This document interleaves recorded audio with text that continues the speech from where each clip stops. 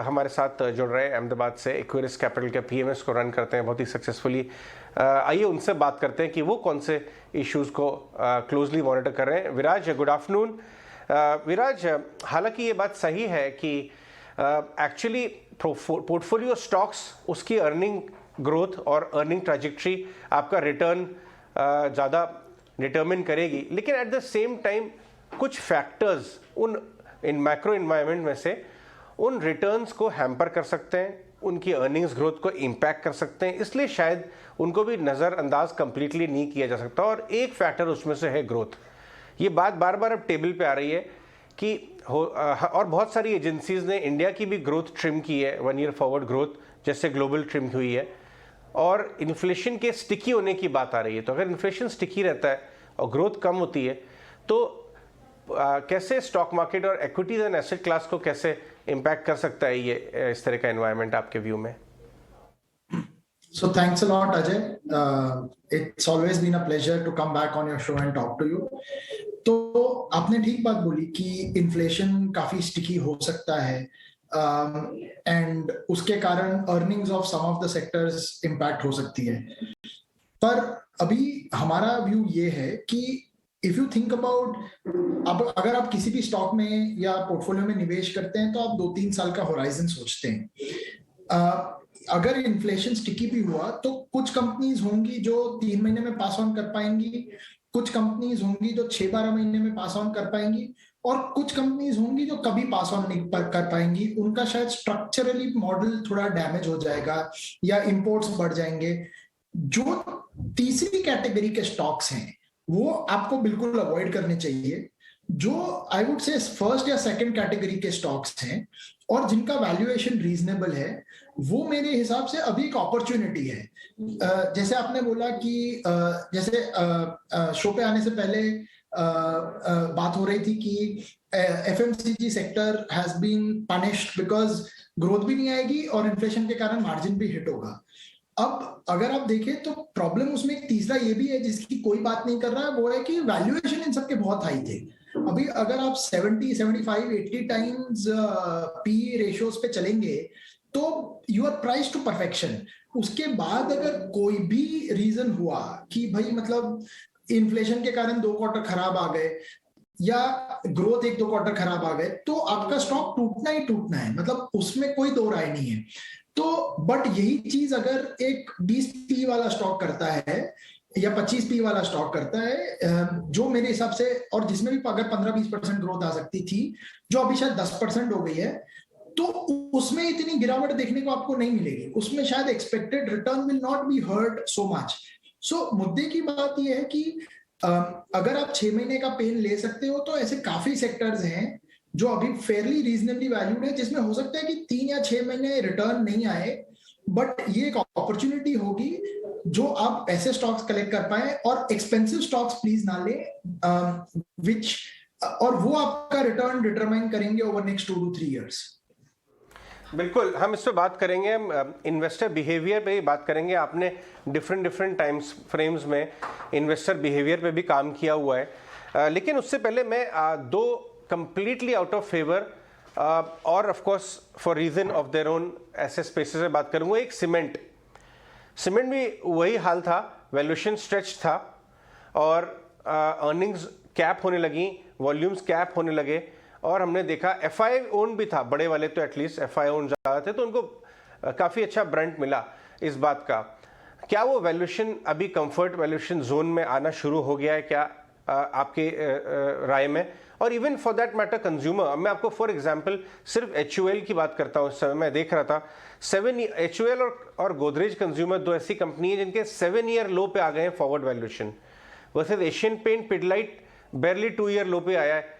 तो क्या ये धीरे धीरे 2800, 2900, 3000 वाला एचयूएल 1900, क्या काफ़ी हद तक ये नेगेटिवनेस अभी धीरे धीरे इन द प्राइस हुई है फॉरवर्ड अर्निंग्स के हिसाब से, या आपको लगता है कि ये हाई वैल्यूएशंस अभी और कंप्रेस हो सकते हैं दोनों स्पेसेस में? पहले मैं एक सीमेंट की बात करूंगा। तो एक है सिक्लिकल सेक्टर, दूसरा है स्ट्रक्चरली ग्रोथ सेक्टर। तो 2 अलग सेक्टर्स हैं। पहले अगर सीमेंट की बात करें तो सीमेंट, मेरे को, यू आर राइट, सीमेंट एक वैल्यूएशन थोड़ा सा स्ट्रेच था और उसके ऊपर उनके पेटकोक और कोल के दाम बढ़ गए, लॉजिस्टिक्स के भी दाम बढ़ गए, उसके कारण सबके मार्जिन प्रेशर में आ गए। इनफैक्ट आप देखेंगे Q4 में their EBITDA per ton will be lower by another 100-150 rupees a ton. It wouldn't surprise me. पर सीमेंट अगर आप देखें तो ऐसे ही समय पे लेना चाहिए जब वो, अगर आप किसी भी सिक्लिकल सेक्टर की बात करें, you should buy a cyclical sector when it is going through a trouble time and problem, and sell when the best is factored in and the best of the price is in the action, right? So best of the action is in the price rather. So मेरे को लगता है कि आज की date में बड़े cement stock से लेके जैसे कि अल्ट्राटेक हो गया या छोटे सीमेंट स्टॉक जैसे हमारे पास है, और हम एंड डिस्क्लोजर ये देना चाहूंगा कि हमारे पोर्टफोलियो में बिरला कॉप है, तो ऐसे कुछ स्टॉक्स हैं जो उनका वैल्यूएशन $70-80 आ चुका है, $80-90 ईवी पर टन, और जो इनका काफी टफ वैल्यूएशन है पिछले 10 साल का अगर अपन देखें, और अगर इनकी नई कैपेसिटी रैंप अप होती है तो हमें कोई डाउट नहीं है कि this will trade at $130-150 a ton over next 2 to 3 years. तो इसमें ना केवल कैपेसिटी बढ़ेगी but you will also have EV per ton which will go up. ऐसी बहुत और छोटी कंपनीज भी हैं जो करेक्शन के कारण $40-50-$60 पे आ चुकी है। ये लोग भी वापस $50-60 से $100-110 जा सकते हैं इन गुड टाइम्स। तो सीमेंट जैसी सिक्लिकल कंपनी तो आपको तभी खरीदनी चाहिए जब बहुत नेगेटिव न्यूज है उसके आजू बाजू। तो आई एम श्योर कि this is a good time to buy cement as a cyclical sector. अभी आपको बहुत नेगेटिव न्यूज मिलेगी बट इसीलिए ये दाम भी मिलेगा आपको।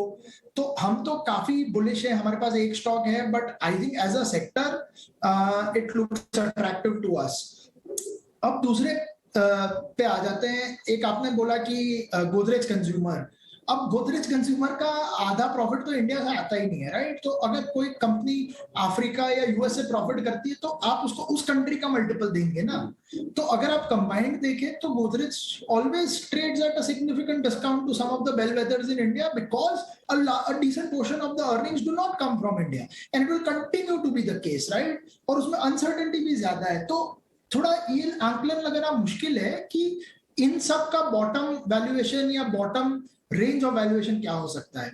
जहां तक HUL की बात कही, of course HUL is a bellwether in India, but जहां तक हमारी राय है, हमको लगता है कि FMCG as a sector has had a great bull run over last 10 years, has had GST cut which they have not passed on, have had a income tax rate cut which has boosted their earnings, and the PE ratios have multiplied at, like, even after this fall over last 10 years HUL's PE would have compounded at single digit CAGR, right? Not one time, compounded at single digit CAGR. तो I think वो 20-22 time 1 year forward हुआ करता था जो अभी 50 time हो गया है। तो अभी भी हमारे हिसाब से डिसेंट फ्रॉथ है। डिसेंट फ्रॉथ तो नहीं बोलूंगा बट यहाँ से लंबा पैसा बनना हमें मुश्किल लग रहा है, specially given the environment and near term challenges. हो सकता है कि यहाँ से अगर 2 क्वार्टर बाद things look okay, it may still give you decent return, right? पर हम उस कैटेगरी में नहीं खेलना चाहते जहां पे वैल्यूएशन हमारे फेवर में नहीं है। बिल्कुल Viraj, good afternoon. Of course cement और एफएमसीजी पर डिटेल्ड अप्रोच आपका हमने यहाँ पर जाना, लेकिन साथ ही जब सेक्टर स्पेसिफिक बात हो ही रही है तो 2 और सेक्टर्स हैं, आईटी और मेटल, जिस पर आपके आउटलुक हम जानना चाहेंगे। आईटी पर्टिकुलरली इसलिए क्योंकि जहाँ बाजार में हम पिछले 2 सेशन से काफ़ी वॉलेटाइल ट्रेड्स देख रहे हैं, आईटी स्पेस परफॉर्म कर रहा है और मेटल स्पेस में भी अच्छी तेजी के बीच कामकाज है। ग्लोबल सेंटिमेंट्स ऑफकोर्स इम्पैक्ट करते हैं इन सेक्टर्स को, आपकी राय इन 2 सेक्टर्स पर कैसे है? So IT, I think, so we are slightly negative on IT. I think the top line growth is going to be fantastic. इनकी top line growth में कोई 2 राय नहीं है, but the amount of wage hike जो इनको देना पड़ेगा, I think IT में पहली बार ऐसा हो रहा है कि supply side issue हो रही है, demand side से ज्यादा supply side issue है, which will hurt the margins of all the IT companies. और उसके बाद अगर अपन देखें तो these are all trading at like best of last 5-7 year multiple. तो अगर उसमें ऐसा लगेगा कि भाई मार्जिन 2-3%, 4% कंप्रेस हो सकते हैं, जैसे लार्ज कैप के 1-2-3% हो गए और मिड कैप के 4-5% मार्जिन अगर कंप्रेस हो गए, यहाँ से 4% भी हो गए, तो it will significantly impact the valuation is what we believe. तो यहाँ पे हमें रिस्क रिवॉर्ड ठीक नहीं लग रहा।